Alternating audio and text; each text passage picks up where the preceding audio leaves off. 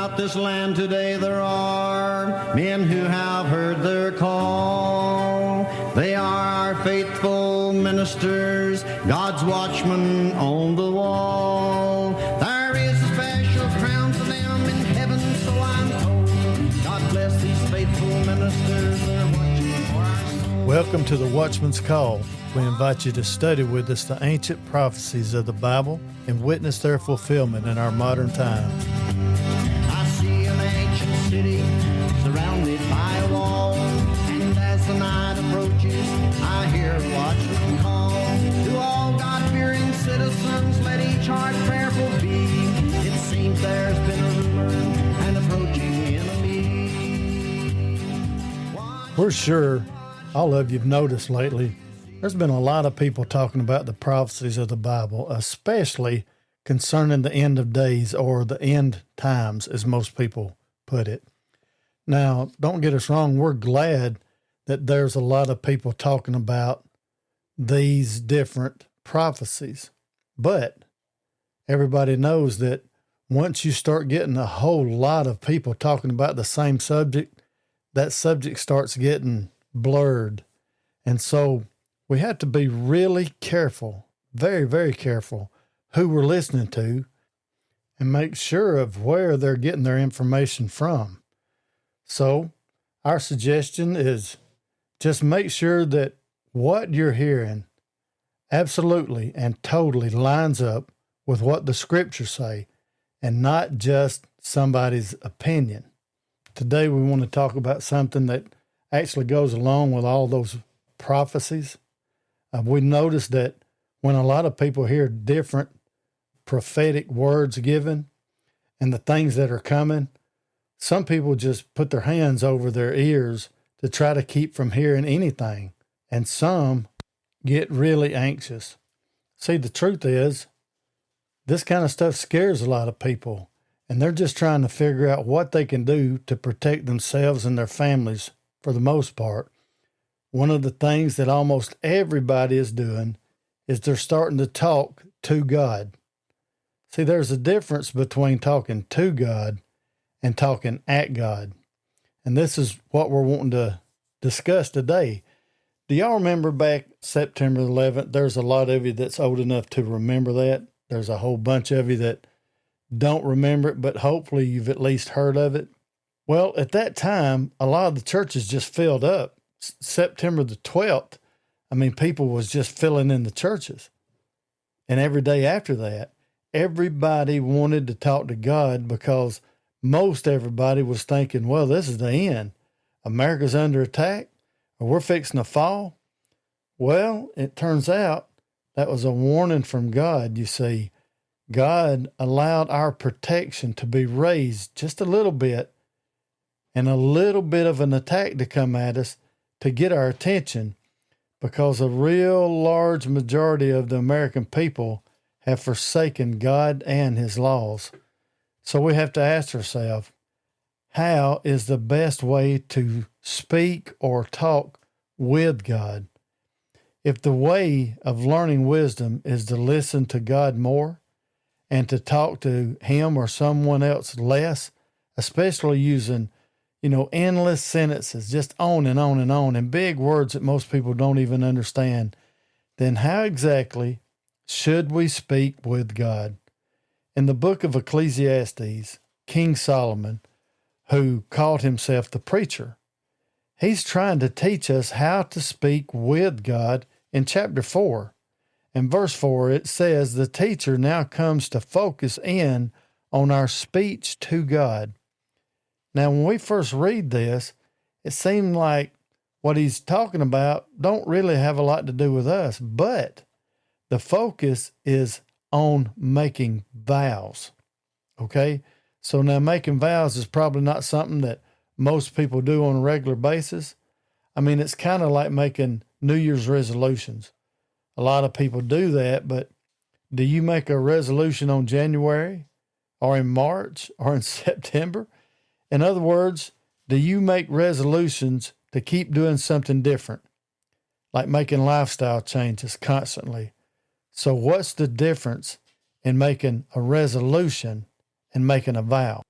Well, the simplest way to explain that, for me to explain it, is when you make a resolution, normally you've made that agreement with yourself, okay? Just you and you. But when you make a vow to someone, that's making a promise. That's giving somebody your word that you will do whatever it is you're saying you're going to do. And that's what we saw on September 11th. It seemed like the whole country was making vows to God, trying to get things straight with Him. And those vows, if we really look at them truthfully, they were all made out of fear. And this is where we get back to King Solomon and his warning. Basically, he says, if you tell God you're going to do something, then my friend, you better do it. God absolutely cannot stand foolish chatter.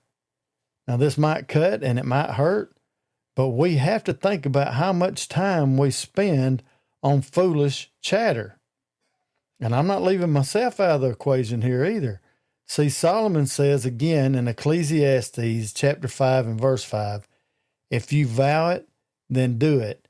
He said it's way better not to promise in the first place than to make a vow and not pay up. And this is another hard one. He also said basically, don't let your mouth make a sinner out of you. That's in verse 6. So what's the preacher really saying here? See, if we look at this for exactly how it is, he's talking about the religious worshipers. You see, Ecclesiastes is showing us the kind of person who looks at the world and they realize that everything is really and totally out of their control and is way past their complete understanding. And because of that, then that person decides it don't really matter what they do. It don't really matter what they say. It don't really matter what they think, and it don't matter what they feel in their heart. They start to believe that they can say whatever they want to God, because if they can't always see the meaning of the world, then their own worlds and their own words have no meaning. Think about it like this. When someone finds themselves in a bad situation, they say something like, Lord, you know I'm in really a bad fix here and things are really bad. And now I promise, Lord, if you get me out of this, I promise. And see, right there's that vow. I'll serve you the rest of my life. And we know how that usually works out. Whenever that the bad situation is past, no matter what it was, of course, that person that made God the vow or the promise most of the time never even gives God a second thought. Now, why is that? Well, because they think God's probably not really there. They think he probably really wouldn't be listening. Especially to me, he wouldn't be listening to me. I was just stuck in a bad spot and I needed something to say to God. After all, it's just words. It means nothing. But you see, in Ecclesiastes, for the believer, this kind of attitude is very serious. You see, folks, God really is in heaven, and God, according to his word, one day is going to bring judgment on both the righteous and the wicked. God actually does see and hear and knows everything. And what the preacher of Ecclesiastes is saying to us is that the one undivided God wants an undivided worshiper. Let me explain that. He wants somebody that's not double-minded. We all know these kind of people. We may have even been these kind of people at some time. When we're with certain groups, we talk a certain way and we agree, with certain things, maybe do some certain things. But then when we're with a different group, we talk like they do and agree with what they say or what they like. But this is what God means by an undivided believer. Someone who says what they mean and means what they say. Solomon said in Ecclesiastes chapter 5, verses 4 through 6, those kind of vows were never commanded, but they were permitted in the Old Testament. But if they were made, they always came with the understanding that you would do what you said. Now, when we look through the New Testament, we can get a good understanding of what Jesus thought about these vows. That's when we come to the understanding that even though vows were not commanded, they were permitted, and with that, they really shouldn't be necessary. This is what Jesus said in Matthew chapter 5, verses 34 through 37. He said, "Do not take an oath at all, either by heaven, for it is the throne of God, or by the earth, for it is his footstool, or by Jerusalem, for it is the city of the great king. And do not take an oath by your head, for you cannot make one hair white or black. Let what you say simply be yes or no.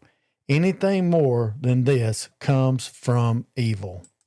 Folks, see, God wants us to realize that vows, oaths, and swearing, all that exists because of the simple fact and the absolute truth is that mankind is just untruthful.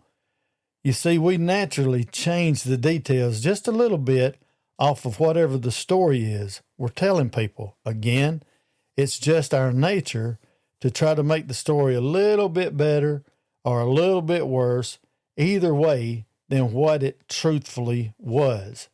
And when we're telling the story of something that really happened, a lot of people turn it into a vow. Now, how do they do that?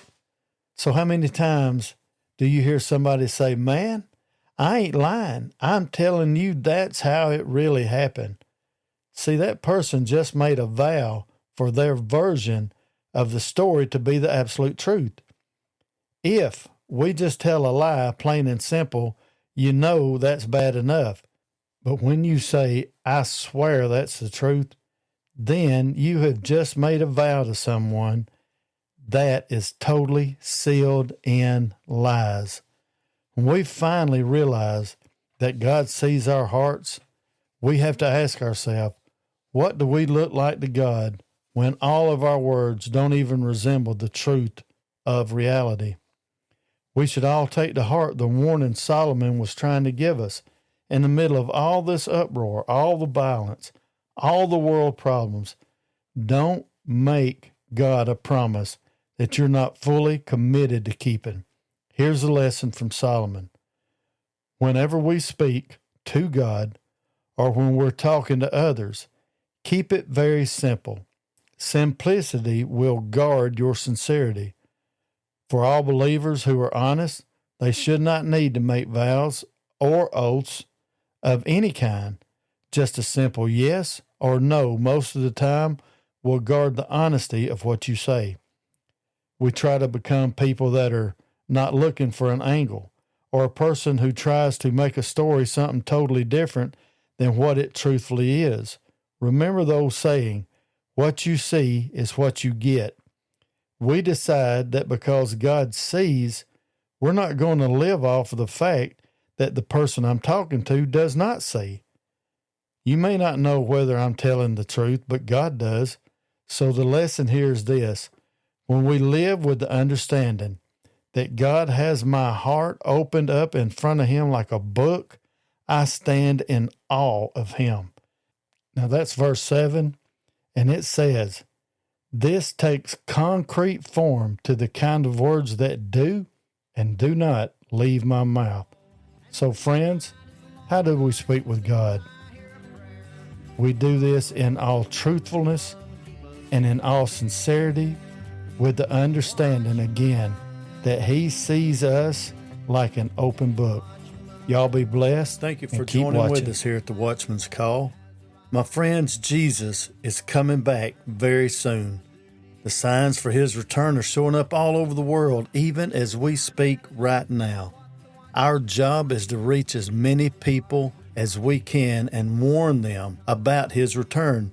And you can help us do that by sharing these messages with everybody you know. That means the saint and the sinner. Everyone must be warned, and we don't have much time left. Y'all be blessed and keep watching. And remember, leave us a comment to let us know your thoughts and concerns.